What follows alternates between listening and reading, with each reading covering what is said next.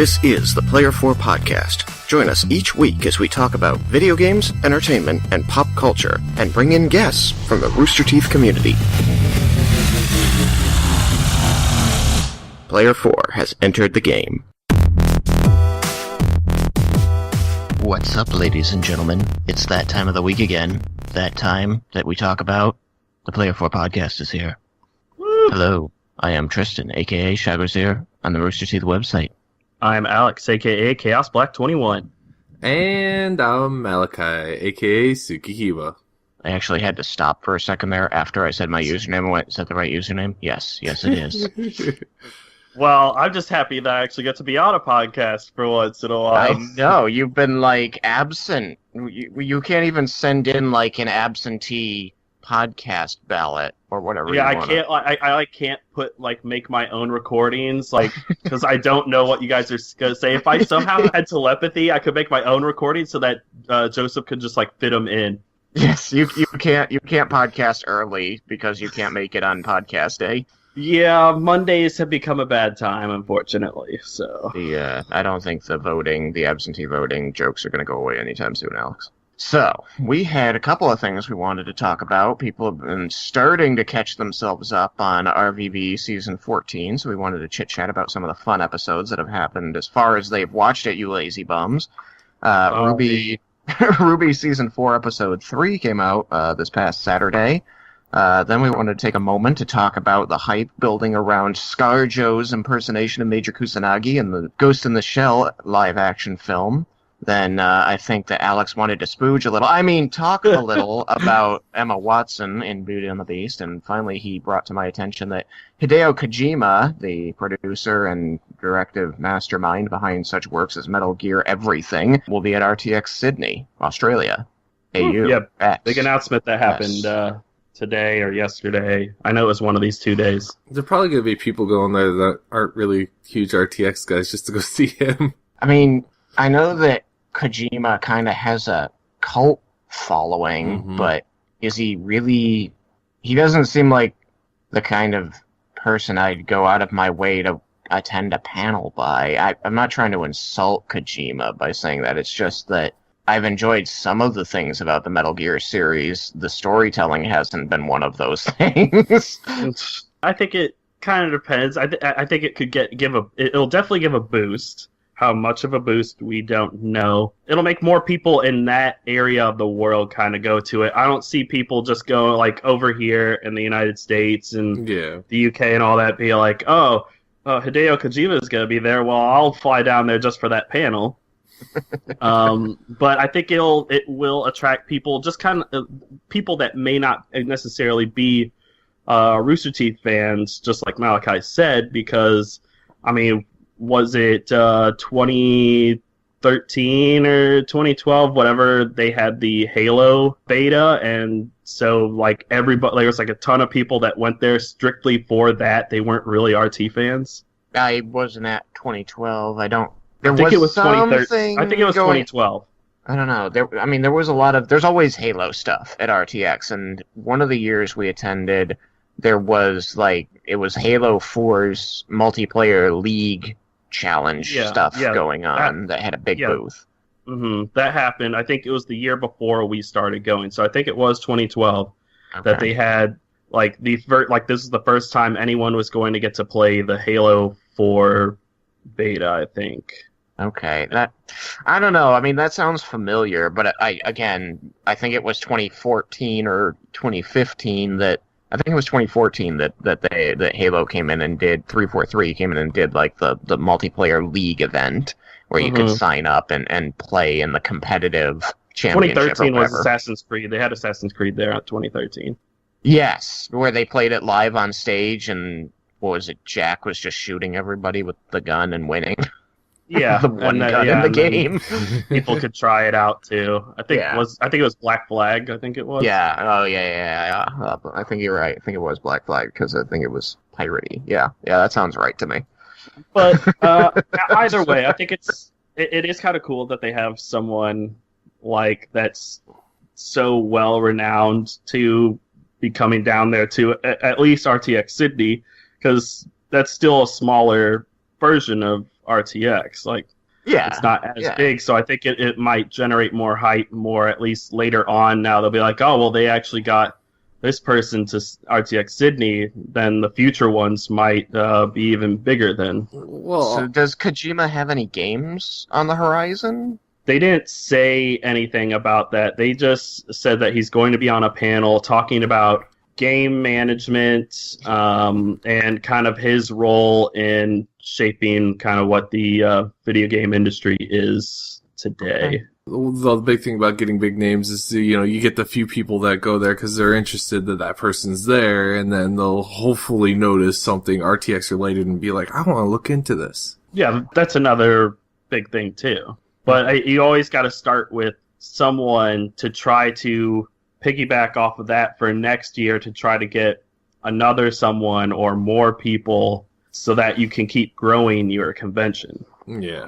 The next topic, since we're apparently going backwards, Yes. is Emma Stone and the Beast. Emma Stone? Emma Watson? Emma Stone. How Emma dare Stone's you? probably cute, too. I don't know. Emma Stone is cute, but she's, oh my god. Emma She's Watson. just not levels Emma above. Watson. I don't know how you feel that she's like that great. She's always... Oh my god. Emma Watson. Emma Watson's really cute, dude.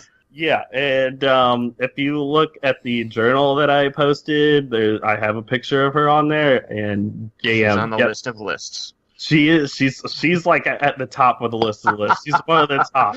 She's so far above Scarlett Johansson, it's not even funny. And she like Belle is my favorite Disney princess out of all of them. So the fact that Emma Watson plays her, it's just like hands down. Well, sorry, all the rest of the Disney princesses, you're screwed. It's now So why officially. Why is Belle your favorite Disney princess? What makes her better than the other Disney princesses? Well, first of all, okay, Sleeping Beauty and Snow White, they fall asleep, so they are basically like not even part of the story for a good chunk. So they're just lazy princesses in your Yeah, mind. pretty much. Belle does. They fell into their titles. They don't deserve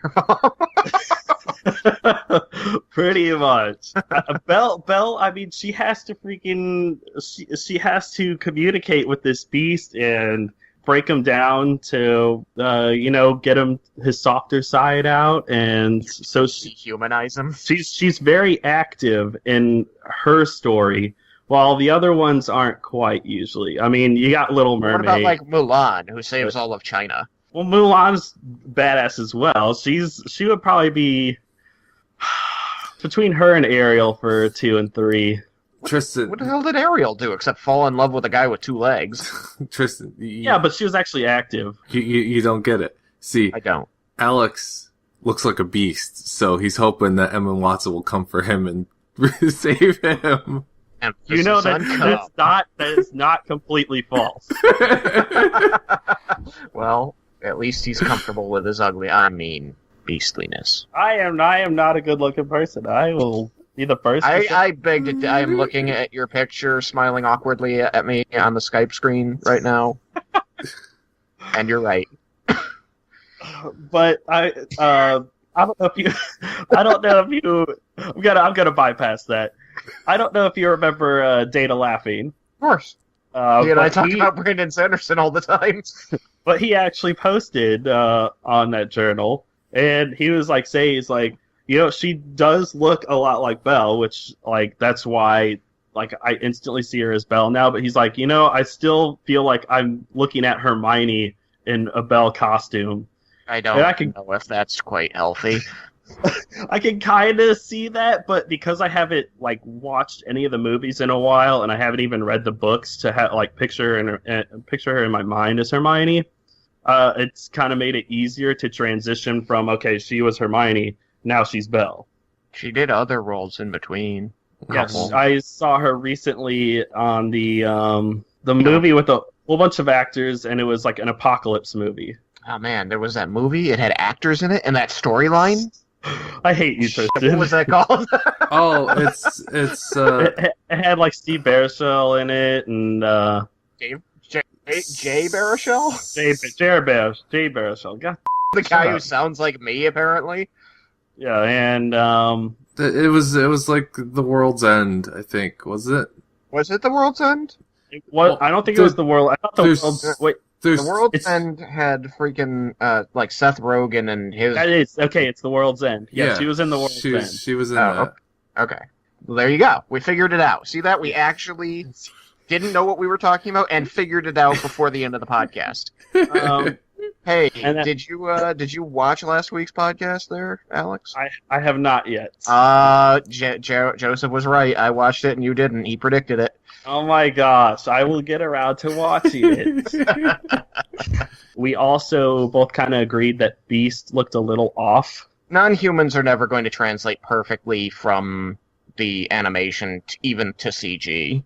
Yes, and that's kind of what I pointed out. I'm like I feel like they got the hunched over and the body kind of correct. Yeah, I would say that the face is a little off. Yeah. And I said it's very hard to go from animation to get that looking in live action CG. Yeah, especially when you're trying to make it realistic as opposed to, you can caricaturize certain features that look fine in drawn animation, but in realistic CG wouldn't translate well. Yeah, but they did a much better job. I pointed this out. They did a much better job than those abominations that they call the Ninja Turtles now. I like the latest Ninja Turtles with their more rugged exteriors and their battle hardenedness. They're humongous dudes with these giant shells. No, they're not supposed to be humongous dudes. They're supposed to be like 4 foot tall, and they're not supposed to be gigantic, like beefed up things. They look like tanks. Yeah, that's not what they're supposed to look like. I don't know how they do any fancy ninja moves. They're too bulky and muscular. Yes, let's crawl into this building as you take out half the wall. It's why they drive a truck. I liked Donatello's gear, though. That was fun. I like that he was a tech head. Well, yeah, because he is a tech head. Well, yeah, but I like that they brought that out. They modernized it and, gave him, AR headgear and stuff. Mm-hmm. This is totally off topic. We're supposed to talk about Ghost in the Shell now. Yes, Ghost in the Shell, which Kristen has seen. I have seen it, and like I was saying, they got Scarlett Johansson, who's like the whitest white girl that ever whited, to play Major Kusanagi, who's supposed to be this very Japanese. I just want to interject and say that Scarjo is also on my list of lists. Because you like white girls who white? Okay, Emma Watson is not necessarily a white girl who whites, so... Isn't she? I could not... She's a British white girl. Yeah, that's even better. Yeah, that's like original white. That's OG white. Oh, we heard it here. British is OG white. Sorry. Wow. Player 4 podcast, the politically correct cast. Okay, back to Ghost in the Shell. Back to Ghost in the Shell. So they got Scarlett Johansson, so it's a little odd that they got this, very American woman to be playing Major Kusanagi, who's supposed to be a Japanese special agent.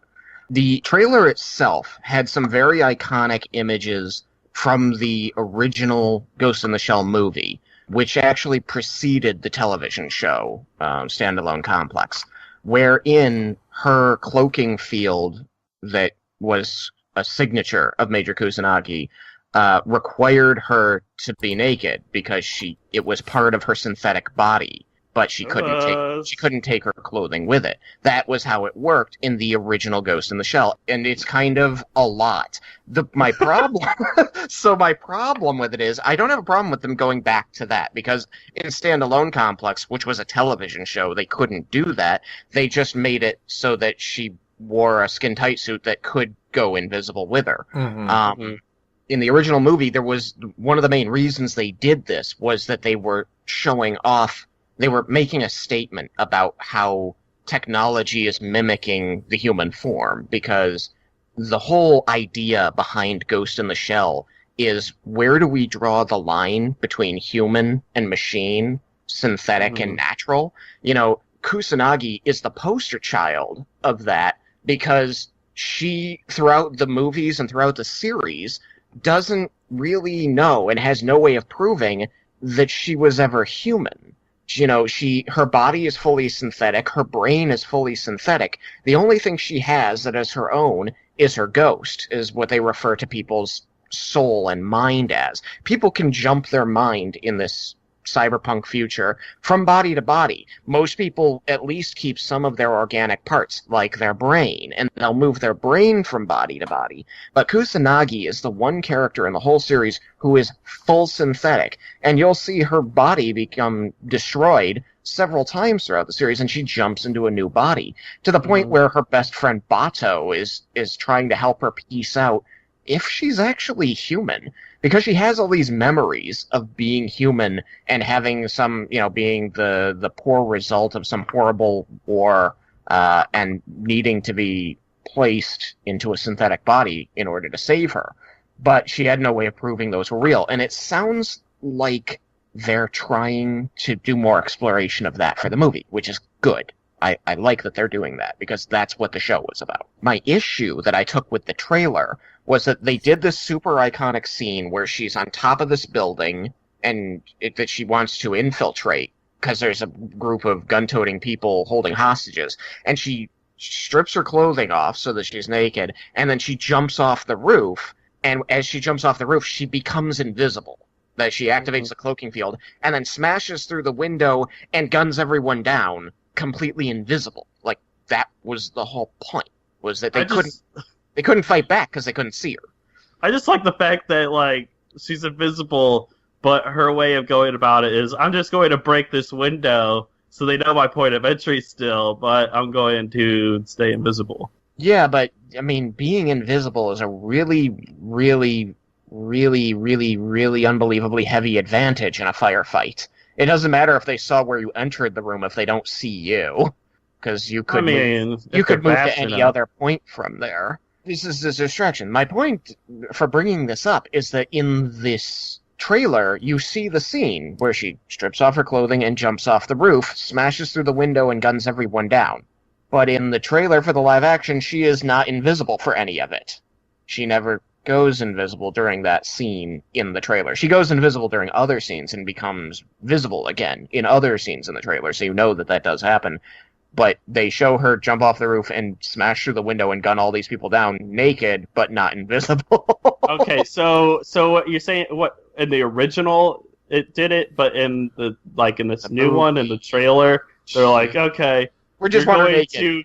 You're going to just go in guns blazing naked, but not turn on your cloaking field. Right, exactly. Well, didn't she I thought in the original she also became visible for a bit of for a short period of time after she broke in, and then she kept falling went back out the window, and that's when you see her looking up at you and then go invisible again and disappear. Well, yeah, at one point during that fight she does lose her cloaking field, and she reactivates it when she exits the window. Yeah. Okay. But it was like the clip that I saw on the trailer, she was just naked, guns blazing and butt naked. So this for no reason. They're just like, okay, we're gonna give the people what they want. We're gonna give them naked Scarjo, and that's it.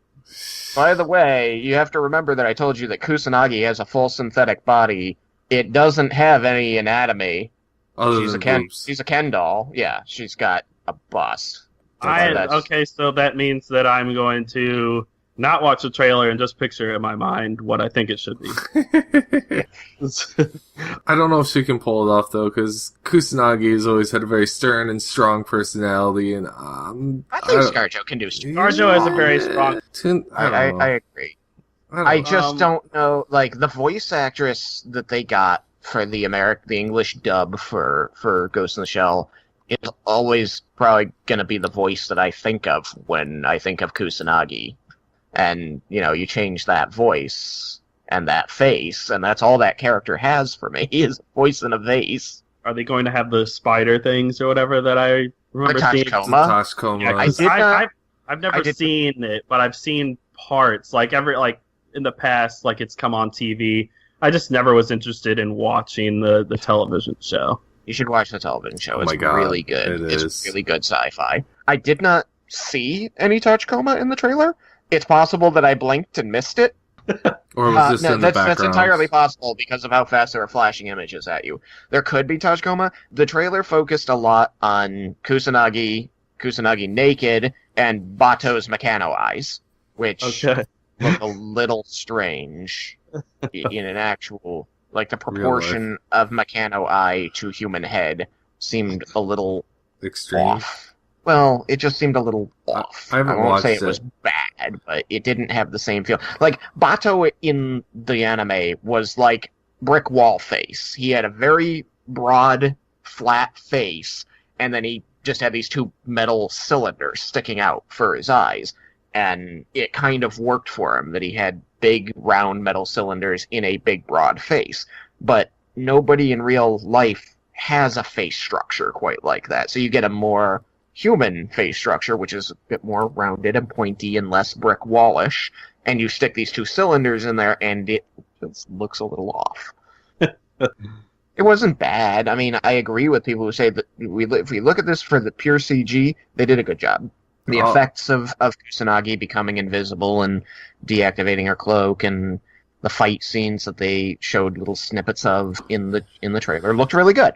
I think that it shows promise. I think there's going to be issues with it. I think there's going to be shortcomings. I think there's going to be some disappointment in storytelling and just relating characters. You know, like DBZ, none of the characters really seemed like from the anime. You know, there's going to be a little bit of that. I don't think it's going to be as bad as DBZ. It's kind of hard to do that. So, pre-scoring it, how many thumbsticks would you give it? I'd give it right now, I think it has potential for like 1 3/4 thumbsticks right now. Okay. It could disappoint me. It could do better, but I'd say that from what I've seen, it has the potential for 1 3/4. All right. Which is a pretty good rating out of 2. Yeah, I know. So Ghost of the Shell. That was Ghost of the Shell. Now we go to RWBY Volume 4, Episode 3. Of Runaways and Stowaways. Who is the focus of this episode, Alex? I mean, definitely RWBY. I mean, she's definitely a stowaway and a runaway. Yeah, she was like, she had so much FaceTime in this episode. It was like, okay, enough RWBY. Can we see somebody else? No, actually, it was all about Blake. Yes, we got to. Well, no, it was mostly about Blake. There is part Yang though. Yes. And I was so like, he guess what arrived at? I'm like, arm, be an arm. Be an arm. Be an arm. It ends up being a leg. Be a goddamn arm. And then it was an arm, and I was like, yes. And she turned it down. I'm like, you're a bitch. Well, okay, it's part of her character growth. I kind of saw it coming that she'd be like, kind of turn it away, at least at first. But I think she'll come around to it and get back to Sam and I have been saying since like the second to last or third to last, whichever one it was, episode of season 2, 3, that Yang gets mechanical arm and it has Penny in it. That is a very interesting thing that you're saying there, that you think that it's going to have Penny. Penny arm Yang, yeah. Well, Penny was Atlas technology. The arm is from Atlas. The thing is that, you can look at Penny's death as a character death and say, well, you kill a character, it loses its meaning if you just bring the character back. That's absolutely my feeling in almost 100% of cases in shows, and I really get pissed off when they bring characters back from the dead. But Penny was an AI, and as my friend who's a computer engineer pointed out, if you didn't make a backup of a program like that, you're an idiot. They should be able to have an army of Penny, and they're all the same personality because it's an AI and it's programmable. So when she attaches the arm to herself, is she going to have? We're ready. Is the arm just going to talk, or is it like going to be somehow like connected to her mind? Like Penny's going to be connected to her mind somehow? No, I want it to like form a little hand mouth and talk. Oh my God, Jesus! I'm kidding. The arm should just talk. I think it would be really weird if it somehow connected to Yang's mind and made her say things. That would be a little strange. Should I be worried about watching season 4? This sounds pretty crazy. No, you should not. Tristan's just like predicting stuff. We don't know, but I wasn't going to say that she like makes Yang talk for her. Like she doesn't take over Yang's body. I'm just saying, like she's like if she could speak in her mind, like they can communicate Essentially, kind of like how Cortana could talk to the Master Chief just in their mind. They don't have to actually. Or like She actually- church, or like He church actually with never Carolina. talked to the chief in his mind, I don't think. No. In the books, I believe that they do say that she talks to him in his mind. I mean, I guess that's possible because the AI port is in his skull, and so it would make sense that she just talks straight to his brain by sending data there. But in most cases in the games, she was always talking out of the speaker in his helmet. Mm-hmm. We also saw Sun. Yes. And Sorry, he got off track. he was my favorite part of the episode. Sun was awesome. Son was such a goof. He's still a goofball, basically. Still a goofball, and Still he a made goofball. the He episode. follows Blake, even though she's going on this whole big soul-searching quest to be alone. And of course, Sun follows her, and she gets pissed off at him. Rightly so. But then he does make the legitimate argument, you want me to go back, not follow you, but I'm kind of already on the boat. We're on a boat, by the way. I'm not getting off the boat. We're in the middle of the ocean. So, Yeah. I mean, that was legit. I did like the way they fought, that how Sun really wanted it to be a team effort, and Blake was not having any of it. Mm-hmm. Someday he'll realize that she's just not into him and deserves to be with Yang. It's just not today. Oh my god. No, Yang's gonna be with Penny Bumblebee now. forever. Alright, this is your turn to say it. My hero. Yeah, alright, I'll wait. Alright. I thought they did a better job with the mouths moving as well to the voices. It's because of our podcast. Yeah, definitely. Rick watched the podcast and said, guys, fix the mouths. Fix Thanks, them out. Go back. I know we've already made the episode, but let's fix them out. Fix the mouths. Thanks, Rick. Okay, so that was RWBY episode 3 with... Oh, wait, we didn't talk about the most important part of that episode, the part that pissed me off to no end. Oh, okay. Go ahead. Where was Yang going? What was her destination? Tell me. Wait. You mean Blake? Yeah, what did I say, Yang? Yes. Said Yang. Yang Oh, wasn't sorry. going anywhere. No, Yang wasn't going anywhere because she's depressed. Where was Blake going? Blake was going into Menagerie. What's Menagerie? Menagerie is her home. Do you have any idea why that would piss me off? Because of Menage a Trois? I don't know. Do you know what a menagerie is? Is it a menagerie something to do with animals? It's another word for a zoo. Yeah. Yeah, and menagerie is, or at least been hinted to be, very heavily populated by faunus. The home of faunus. Yeah. You! Your terrible naming scheme. What? We're going to go to the home of faunus. We call it the zoo. Call it the zoo. Yes, they named the hometown, city, country, whatever it'll turn out to be, Menagerie, which is supposed to sound different enough that you might miss that it's a play on the word menagerie. Yeah, it's really That hard sounded to the catch. same exact thing. Right? She pronounces it like it's M-I-N. Menagerie is M-E-N.